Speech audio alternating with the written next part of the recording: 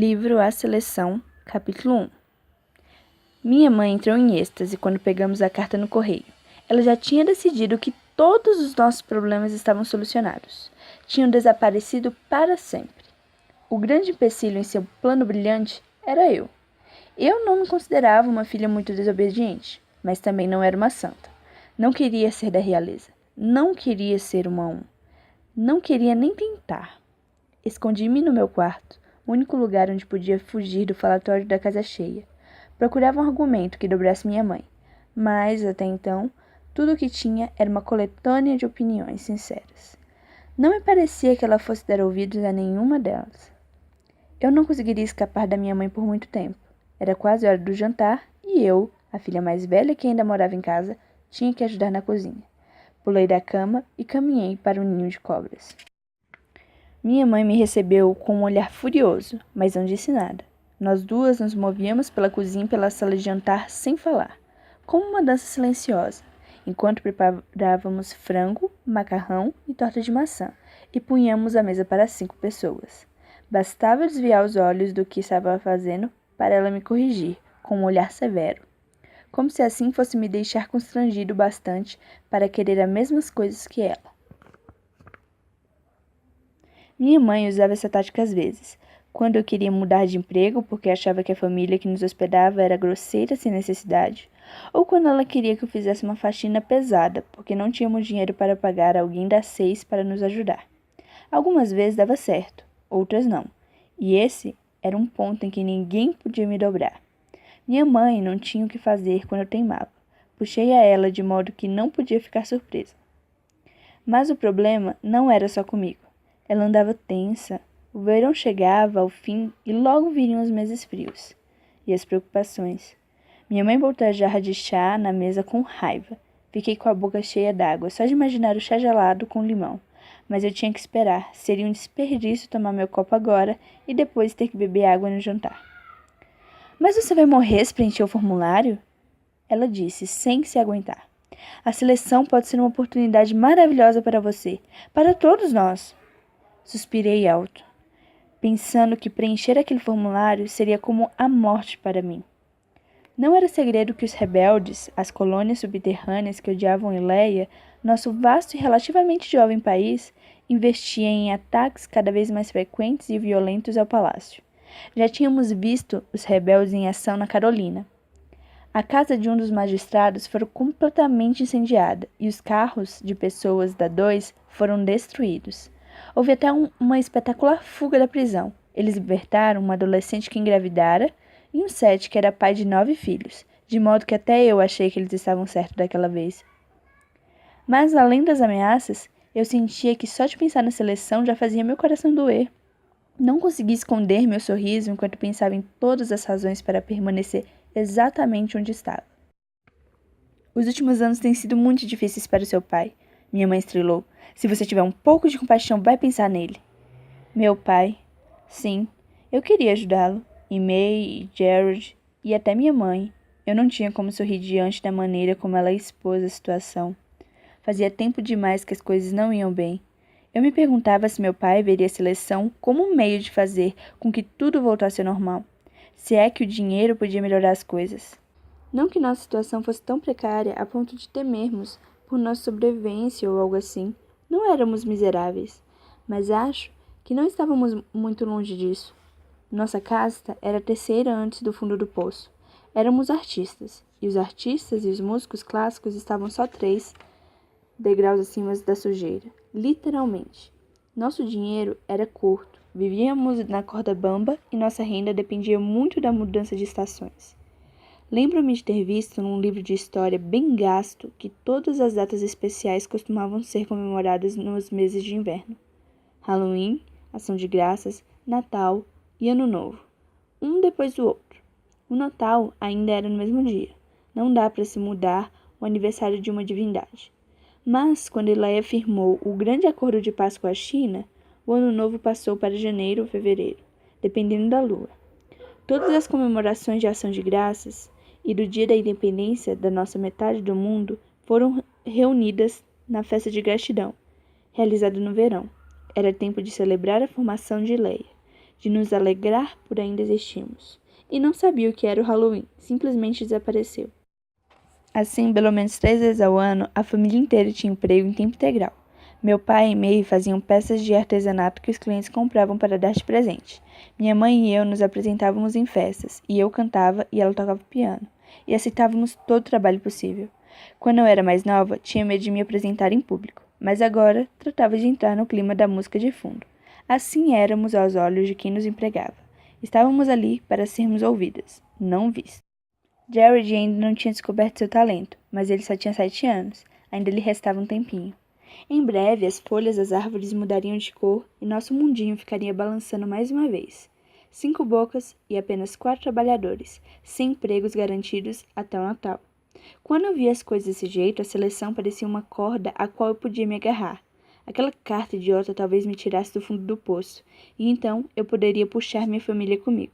Eu observava minha mãe, e para uma 5 ela até que estava bem robusta, o que era estranho. Não era uma glutona, mas também não havia fartura em casa. Talvez fosse assim que seu corpo ficava depois de 5 filhos. Os cabelos dela eram ruivos, como os meus, mas cheios de fios brancos, que tinham aparecido de repente e aos montes uns 2 anos antes. Umas ruguinhas sulcavam o canto dos olhos, embora ainda fosse bastante jovem, e eu podia reparar que ela circulava pela cozinha com as costas curvadas, como se carregasse um peso invisível nos ombros. Eu sabia que minha mãe sentia um grande peso nas costas, e sabia que foi por isso que ela passou a tentar me manipular sempre que podia. Já brigávamos bastante sem essa tensão extra, mas, à medida que o outono vazio se aproximava, ela ficava cada vez mais nervosa, e eu sabia que minha mãe me achava despeitada por não querer nem preencher um formuláriozinho besta. Mas haviam coisas importantes, que eu amava, e aquela folha de papel se erguia como um muro entre mim e o que eu queria. Talvez eu quisesse coisas idiotas, ou que não conseguiria alcançar. Mesmo assim, eram coisas minhas. Não estava a fim de sacrificar meus sonhos, independentemente do quanto minha família fosse importante para mim. Além do mais, já tinha feito bastante por eles. Eu era a filha mais velha em casa depois que Kenna se casou com Cota e foi embora. Assumi o novo papel o mais rápido que pude. Dei o meu melhor para ajudar. Estudava em casa nos horários que arranjava entre os ensaios, que tomavam a maior parte do dia, já que eu tentava dominar vários instrumentos musicais e aprender a cantar. Mas, com a chegada da carta, todos os meus esforços perderam sentido. Na cabeça da minha mãe, eu já era uma rainha. Se fosse mais esperta, eu teria escondido aquele aviso antes que meu pai, May e Jared chegassem. Mas minha mãe já o tinha escondido na roupa e o sacou no meio de uma refeição. Para a casa da família Sanger, descantando. Tentei pegar o papel da mão dela, mas era rápido demais para mim. Mais cedo ou mais tarde, todos acabariam descobrindo mesmo. Só que, se minha mãe fizesse do jeito dela, todos ficariam ao seu lado. Mãe, não! Implorei. Eu quero ouvir! Gritou May, o que não me surpreendeu. Minha irmã mais nova era idêntica a mim, só que 3 anos mais nova. Se nossa aparência era praticamente igual, nossa personalidade estava bem longe disso. Ao contrário de mim, ela era extrovertida e otimista, e só conseguia pensar em meninos. May ia achar toda a história incrivelmente romântica. Senti minhas bochechas corarem de vergonha. Meu pai ouvia com atenção, enquanto May quase pulava de alegria. O fofo do Jared continuava comendo, e minha mãe limpou a garganta e prosseguiu. Confirmamos no último censo que uma mulher solteira entre 16 e 20 anos reside atualmente em sua casa. Gostaríamos de informá-los sobre uma oportunidade próxima de honrar a grande nação de Leia. May soltou outro grito e agarrou meu braço. É você! Eu sei, sua macaquinha. Solte, senão vai quebrar o meu braço. Mas ela apertou minha mão e deu mais uns pulinhos. Nosso amado príncipe macho Shrev, continuou minha mãe, atinge a maioridade este mês, e para adentrar essa nova fase de sua vida, ele deseja ter uma companheira a seu lado, uma verdadeira filha de Leia. Se sua filha e irmã protegida e elegível estiver interessada na possibilidade de tornar-se a noiva do príncipe Machon e adorada princesa de Leia, por favor, preencha o formulário anexo e entregue no Departamento de Serviços Provinciais da sua localidade. Uma jovem de cada província será escolhida aleatoriamente para encontrar-se com o príncipe. As participantes serão hospedadas no agradável Palácio de Leia, em Ângeles, enquanto durar sua estada. A família de cada participante será recompensada generosamente. Minha mãe alongava as palavras para criar um efeito dramático. Por seu serviço, a família real. Enquanto ela falava, eu olhava para o teto. Era isso que acontecia com os príncipes, já que as princesas eram negociadas em casamento a fim de fortalecer as recentes relações com outros países. Eu entendia porque era assim. Precisávamos de aliados, mas não aprovava. Nunca precisei ver uma coisa dessas e esperava não ver nunca. Havia 3 gerações que não nascia uma princesa na família real. Os príncipes, por sua vez, casavam com plebeias para elevar a moral na nação, normalmente instável. Acho que a seleção servia para unir todos os ileanos e fazê-los concordar que o país nasceu praticamente do nada. Nenhuma das opções me parecia muito boa, e a ideia de entrar em um concurso que o país inteiro o acompanharia só para ver um riquinho snob escolher a moça mais linda e sonsa do grupo para ser o rosto calado e bonito que apareceria ao lado dele na TV era o bastante para me fazer gritar. Havia humilhação maior? Além disso, eu já tinha passado muito tempo em casas de pessoas da 2 e da 3 para ter certeza de que não queria me envolver com eles. Muito menos com alguém da 1. Tirando as épocas de escassez, estava feliz em ser uma assim. Minha mãe era alpinista social, não eu. E é claro que ele adoraria a América. Era tão linda, derretia-se minha mãe. Mãe, por favor. Quando muito, fico na média. Não fica, disse May. Eu pareço com você e sou linda. Ela deu um sorriso tão largo que não pude deixar de rir. E o argumento era válido. May era mesmo linda. Mas ela era mais do que um rostinho bonito. Tinha mais do que um sorriso vencedor e os olhos brilhantes. May irradiava uma energia e um entusiasmo que fazia você querer estar onde ela estivesse. May era magnética e eu, sinceramente, não era. Gerald, o que você acha? Você me acha bonita? Perguntei. Todos os olhos caíram sobre o membro mais jovem da família. Não, as meninas são nojentas. Gerald, por favor. Minha mãe soltou um suspiro irritado, mas não muito sincero. Era difícil perder a calma com ele. América, você sabe que é uma menina muito bonita. Se sou tão atraente, por que os meninos não me convidam para sair? Ah, eles vêm convidar, mas eu espanto todos. Minhas filhas são bonitas demais para se casar com alguém das 5. Kenna conseguiu um 4, e tenho certeza de que você pode arranjar coisa melhor. Ela disse antes de dar o último gole no chá. O nome dele é James. Pare de chamar o marido de Kenna pelo número. E desde quando garotos vêm aqui? Eu ouvi minha própria voz ficar cada vez mais aguda. Nunca tinha visto um rapaz chegar perto do portão de casa. Faz um tempo já, meu pai disse, em seu primeiro comentário desde que a história começara. Sua voz tinha uma nota de tristeza, e ele olhava firmemente para o copo.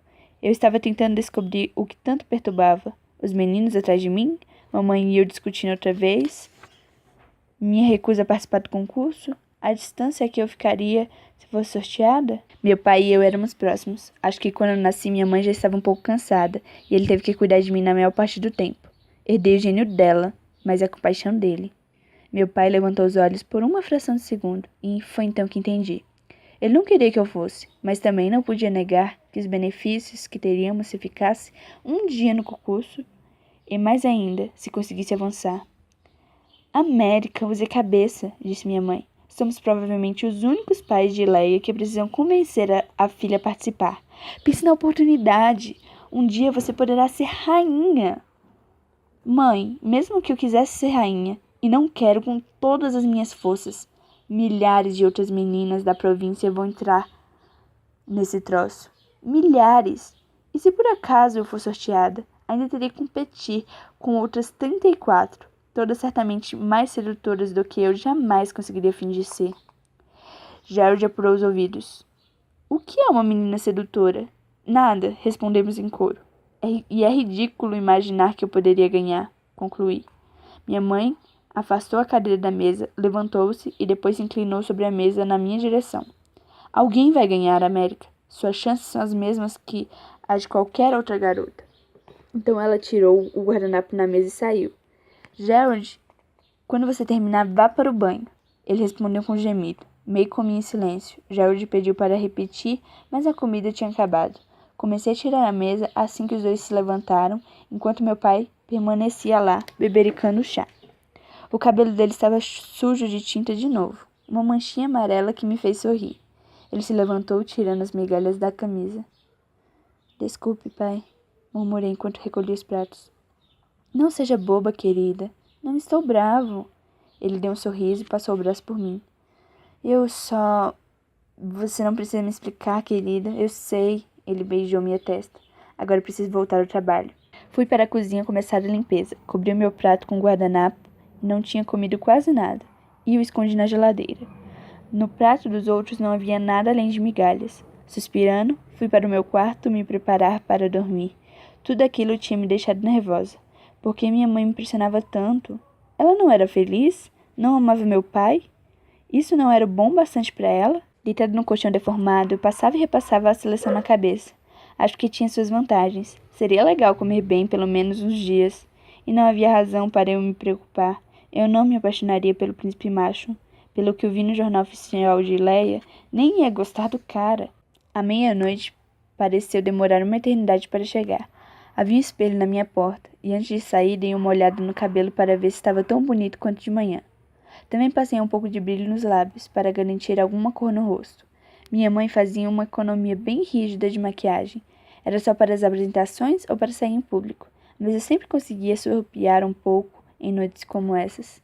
Esgueirei-me pela cozinha, fazendo o mínimo de barulho possível. Embrulhei minhas sobras no jantar, um pedaço de pão que estava quase estragando e uma maçã. Era difícil voltar ao quarto a passos tão lentos, assim tão tarde, mas se eu tivesse feito isso antes, ficaria ansiosa demais. Abri a janela do quarto e contemplei nosso quadradinho de quintal. A lua quase não tinha luz, e meus olhos precisavam se adaptar para que eu pudesse seguir adiante. Do outro lado do gramado era possível ver a silhueta da casa da árvore, apagada pela noite. Quando éramos mais novos, Cota amarrava lençóis nos galhos para que a árvore parecesse um avião. Ele era o capitão e eu era seu imediato. Meus encargos, em geral, se resumiam a varrer o convés, a preparar a comida, um monte de terra e galhos socados em uma panela da minha mãe. Ele pegava uma colher e comia aquela terra, jogando-a por cima do ombro. Isso significava que eu ia ter que varrer mais uma vez o convés. Mas eu não me importava. Ficava feliz só de estar no navio ao lado dele. Olhei para os lados. As luzes das casas da vizinhança já estavam apagadas. Ninguém estava vendo. Saí pela janela com cuidado e eu costumava ficar com a barriga toda arranhada por causa da madeira, como me arrastava para fora. Mas agora sabia exatamente como sair sem me machucar, um talento cultivado ao longo de anos. E eu não queria estragar a comida. Acelerei pelo gramado usando meu melhor pijama. Eu podia ter ficado com a roupa que usara durante o dia, mas o pijama me caía melhor. Acho que as roupas não importavam, mas eu me sentia bonita de shortinho marrom e blusinha branca. Qualquer um podia escalar com uma mão só e sem dificuldades as ripas pregadas na árvore. Eu também tinha aperfeiçoado essa técnica. Cada degrau era um alívio.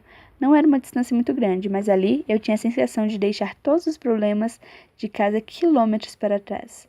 Ali eu não precisava ser princesa de ninguém. Eu entrei naquela pequena caixa sabendo que não estava sozinha. Alguém estava do outro lado, escondido sob a noite. Minha respiração acelerou e não pude evitar. Deixei a comida no chão e apertei os olhos para enxergar. A pessoa se mexeu e acendeu um toco de vela. A luz era fraca. Ninguém podia vê-la, mas bastava. Finalmente o invasor falou, abrindo um sorriso malicioso. E aí, linda?